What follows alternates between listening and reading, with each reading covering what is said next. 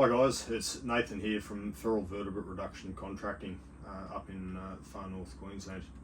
Today I just want to do a video about firearm suppressors in Queensland and to provide an update on the situation with relation to firearm suppressors in Queensland as at the start of 2024.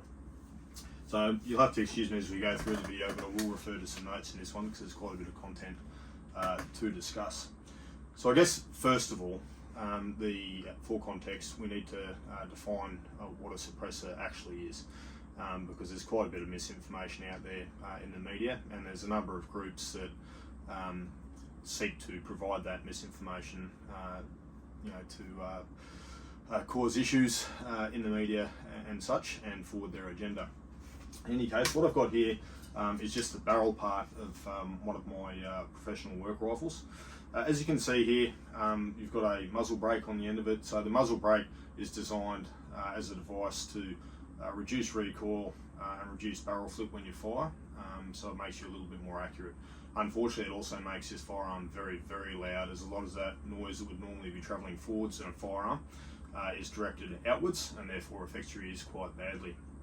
So what a suppressor does on any firearm, whether it's over the top of a muzzle brake like this, or it's just attached to the barrel in general, is it captures that expanding sound energy on the way out and holds it within the suppressor, and so you don't get the same volume of noise when the firearm is being utilised. So it basically transfers sound energy into heat energy. They're sometimes called sound moderators, they're sometimes called silencers, which is quite incorrect because they really do not silence the sound of a firearm being used.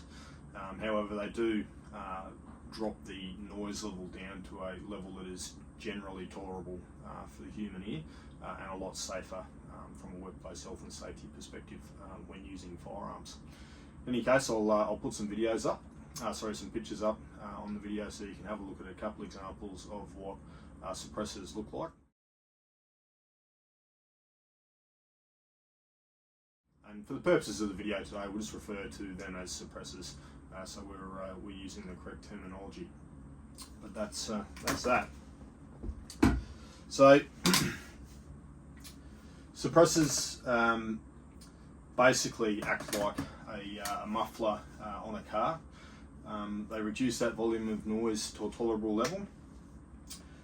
They are legal to use for occupational shooters and primary producers in a number of areas in Australia currently, including the Northern Territory, Victoria, New South Wales, South Australia and the Australian Capital Territory. At this stage, they're not legal for use in Queensland, although that's something we are seeking to change. Okay, suppressors are also used by a number of Australian government agencies for WHS purposes or workplace health and safety, including Queensland Police. And the obvious reason being that firearms noise is loud. There is no engineering solution way to make it less loud other than using a suppressor. And obviously the practice of using PPE, which is hearing protection, has a whole bunch of other negative impacts as well. And on the workplace health and safety hierarchy, protective equipment is down at the base, so it's not the preferred option for reducing the risk of workplace injury. An engineering solution such as a suppressor is a much better solution. Okay, and currently in Queensland, suppressors are being placed in Category R, which makes them essentially a prohibited item. So that category is for all sorts of miscellaneous things which we can't and shouldn't have, such as rocket launchers, machine guns, etc., etc. Obviously things are not available to the general public. Okay, so that little bit there on suppressors. The context for me as a professional feral animal control business, I do a lot of high volume shooting, both aerial and ground, and I don't have a meaningful way in which to reduce the workplace health and safety risk of firearms noise apart from using personal protective equipment, which is not ideal and not in line with policies that are out there at both a state and a federal level with relation to WHS. Obviously that's quite disappointing because in a number of other states in Australia now, suppressors are entirely legal for someone conducting my type of work, and one of the issues that I'd like to see resolved is having that changed in Queensland so they could be used for my purposes. Okay, and I'll talk in detail shortly around a lot of the pros and cons of suppressors in the broader context, and you'll see there's generally a lot of pros and not a lot of cons in terms of how the equipment is used. Okay, so why do I want a suppressor? Ultimately, it's primarily for that WHS reason, but it's also because as a business that tenders on national contracts and government contracts and the like, I'm not competing on an equal footing with businesses in other states that have access to that equipment. So again, obviously wanting to be at the top tier of what I do in the industry, and I don't have that equipment available to me, and there is no legal way for me to do that. So obviously I can't get around that. It is what it is as it currently stands. Okay, I do have a degree of experience with suppressors and suppressor usage, and puts me in a good position to understand how they work, what the benefits are, and to allay some of the fears that are put out by other groups who have agendas around anything to do with firearms. So as some of you probably know from some of my other videos, I've got a fairly extensive military background. So I did 21 years in the Australian Army as an infantry officer, and had some exposure to suppressors within those work roles over the years. I was also fortunate enough during that time to spend a couple of years over in New Zealand with work, and as most of you are probably aware, in New Zealand suppressors are entirely legal for all recreational and professional shooters, and they're used fairly extensively because of the range of benefits that suppressors have. So while I was over in New Zealand, I was fortunate enough to go hunting on a number of occasions with mates who had suppressed rifles, and obviously got a very good understanding of the benefits of using those rifles, both from a hearing protection perspective and from the positive benefits of animal welfare in a hunting or pest control scenario. So what I'd like to do now is just go through a couple of pros and cons of suppressors and put a couple of facts out there.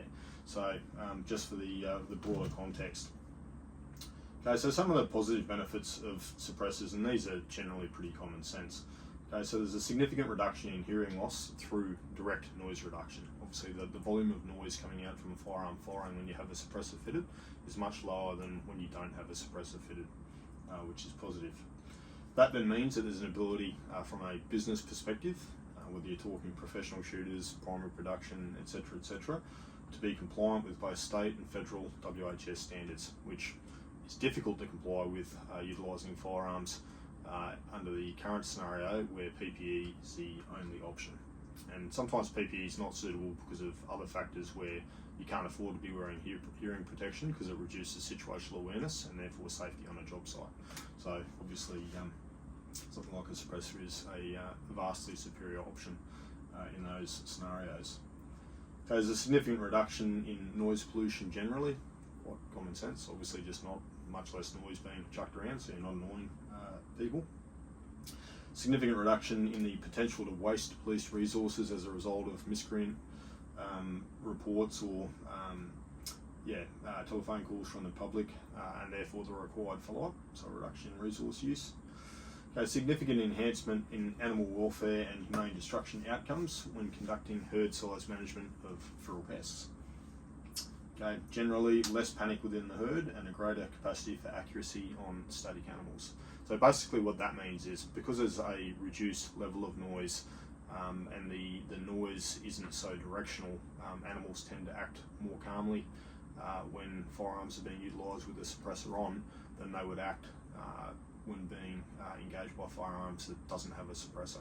So that has a whole range of positive animal welfare outcomes, because obviously you have a lot less moving animals, you have calmer animals, you have less panic, and that's obviously all very positive in terms of animal welfare and humane destruction.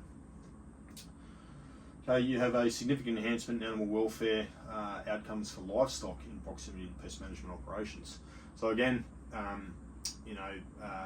a lot of the time when you're doing agricultural work on large scale programs, you have livestock in proximity, whether it's cattle, whether it's sheep, whatever it may be in that particular scenario, working dogs, that type of thing. And a suppressor obviously has a significant benefit there in not panicking those animals either, or just giving them general noise exposure to high levels of noise.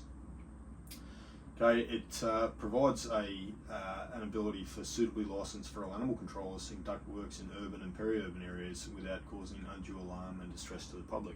So again, in line with previous comments relating to general noise pollution, on specific job sites where there are noise standards that need to be enforced, or you're in proximity to public areas, you can use the firearm without having to put some other measures in place, which a lot of the time ends up being the use of police resources for police to be on standby and notified for when any complaints should come in.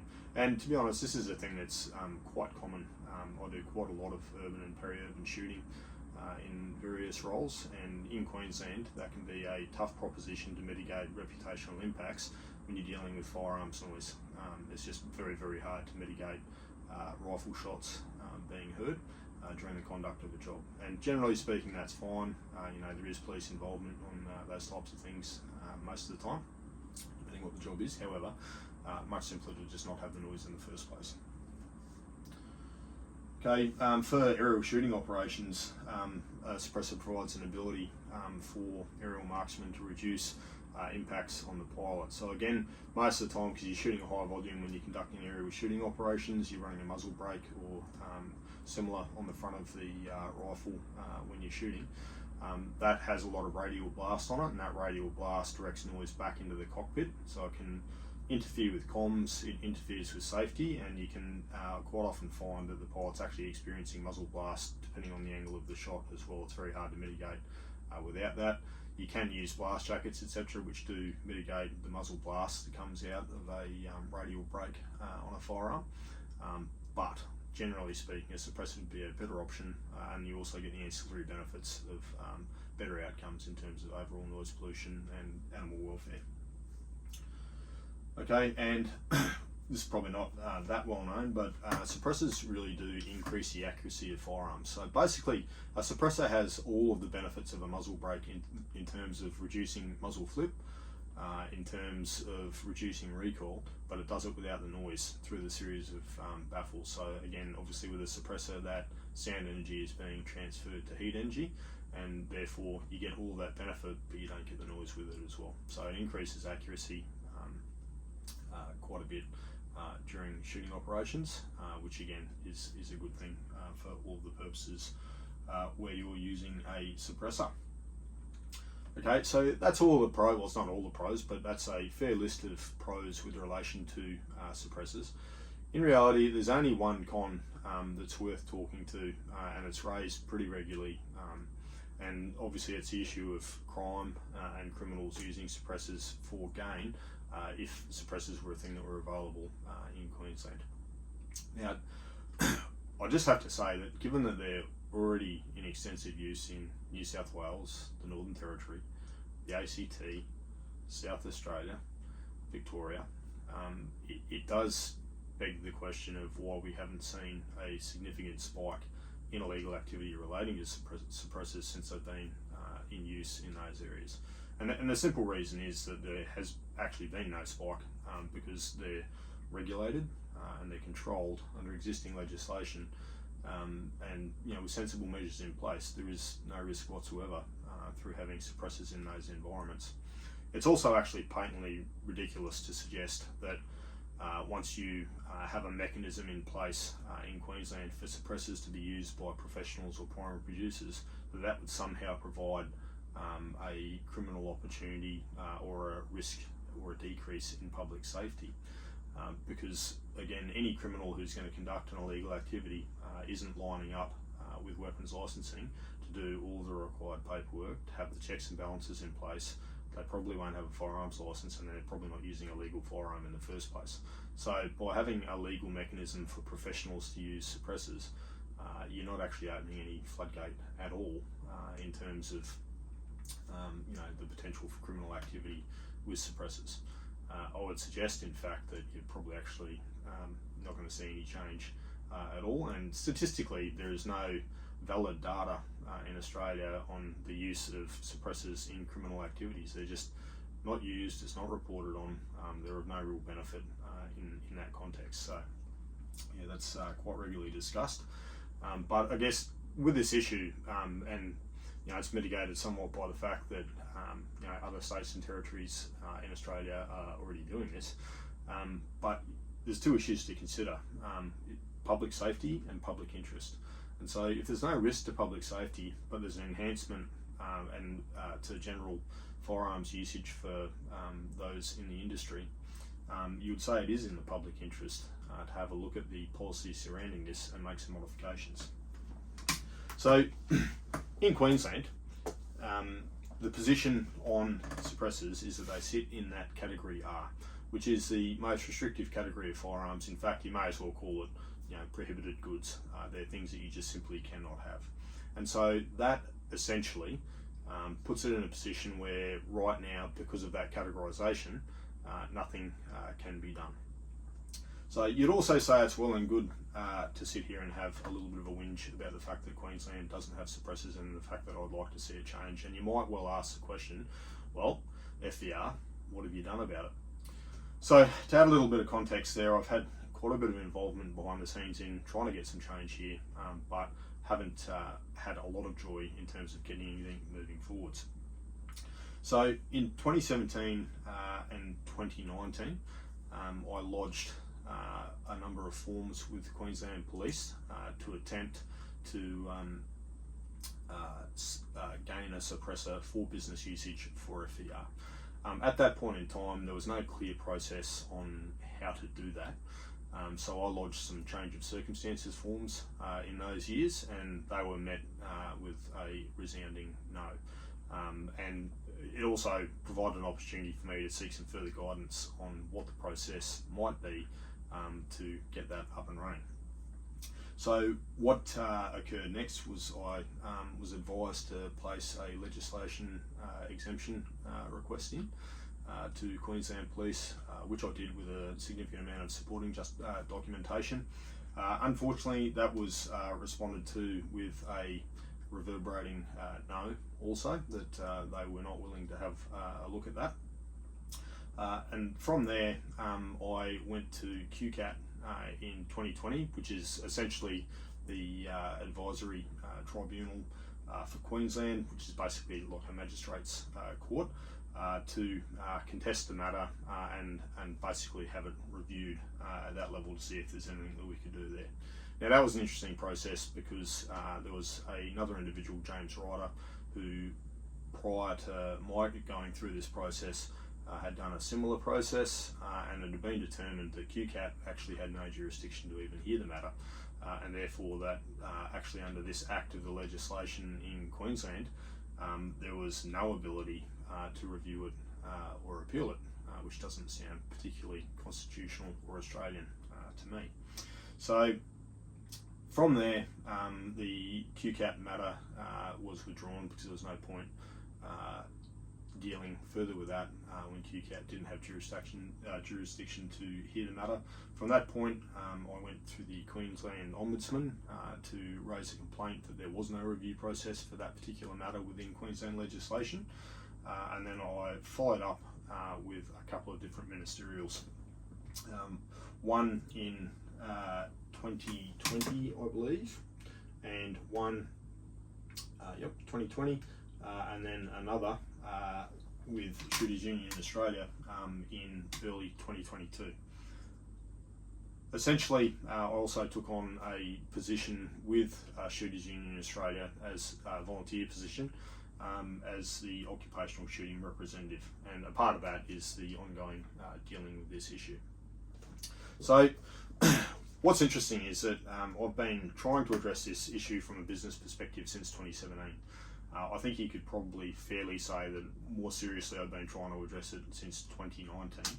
And at this stage, between Queensland Weapons Licensing and the Police Minister's office, They have received the last ministerial that we lodged in 2022. They have undertaken to provide a brief to the Minister from Queensland Police Service, and specifically weapons licensing, on the suppressor issue and make some recommendations. However, it's right now January 2024, and what we have is crickets. There has essentially been no movement forwards with this issue at all, and in fact I would tend to say that we've been completely stonewalled in terms of moving forwards with this issue at all. So no valid responses. In fact, when the question has been asked, which it has been on multiple occasions, for updates on where the issue is at, it's been unclear whether the Minister's office has actually even received this brief, which has been written by Queensland Weapons Licensing. So as you can see, it's quite a frustrating scenario to try and deal with this matter. So that's essentially where we're at the moment. So from a business perspective, as a professional pest controller in Queensland, what would I like to see? Holistically, and this is not just in relation to suppressors, I'd like to see some common sense being applied with relation to our firearms rules, laws and legislation to ensure that they are consistent, that they make sense, that they support the interest of public safety, but they also support the interests of shooters where there is, where we're able to do that within the constraints of public safety. And I think that's pretty common sense. We need fit and proper people to be having firearms, but once you are a fit and proper person, then essentially there shouldn't be as many restrictions as there currently are. With relation to suppressors, what I would really like to see moving forwards is this brief actually get to the Queensland Police Minister's office to have a good common sense look at the legislation and regulations that are in place currently. Realise that it's unreasonable in consideration of where the other states are at, and then for Queensland to jump on board with where nearly everyone else in Australia is, and then provide a mechanism for suppressors to be utilised by professional shooters, by primary producers, and potentially even by those who are conducting pest management on behalf of primary producers. So there's a number of mechanisms to do that, but the first step is that suppressors need to be removed from category R and placed into another category, which would then enable a whole range of very simple changes to be made.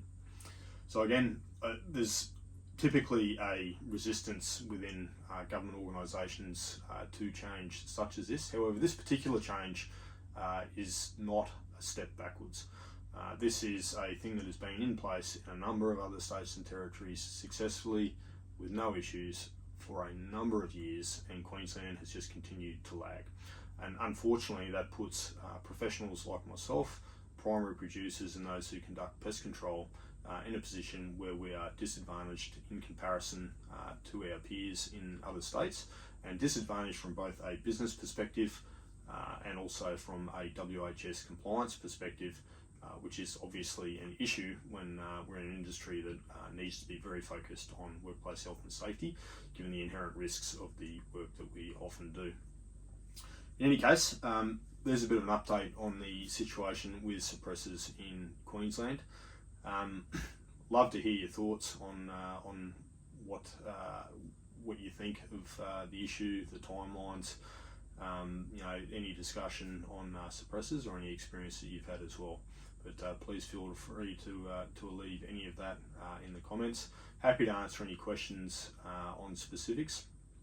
And as I said, we're continuing to address this issue, both for myself personally as the owner of my business and as in my volunteer role with Shooters Union Australia. So very keen to see this issue get moved in a direction that is positive and has a common sense solution that works for both the Queensland government and works for those of us out there who are doing this job in the field. Anyway, thanks for watching, and I'll provide updates as they come through. Cheers.